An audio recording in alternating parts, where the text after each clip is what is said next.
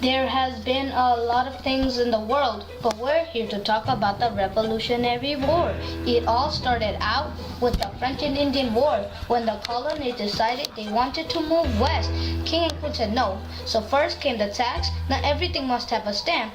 There was a boy named Crispus Attucks who was the first one to fall on the Boston Massacre. They all dressed like Mohawk Indians in the Boston Tea Party. They had all the ships filled with tea. The colonists decided not to pay, so they told Brits to leave or face the consequences. They poured all the tea into the sea. Fights and anger were leading to a war. Now it was time for us to fight for what's right. First Continental Congress met. Everyone was there except Georgia. Georgia was the only one who stayed loyal to King George. Now he heard shots around the world, the official start of the war. Paul Revere, in the middle of the night, he took his ride from the top of the river to Lexington and Concord, warning any man he sees, saying, "The British are coming."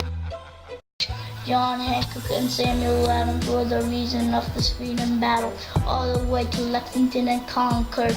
Now it's time for the Second Continental Congress. We chose George Washington to lead this freedom war. Even if we lost the Battle of Bunker Hill, the Brits suffered huge loss of weapons and troops.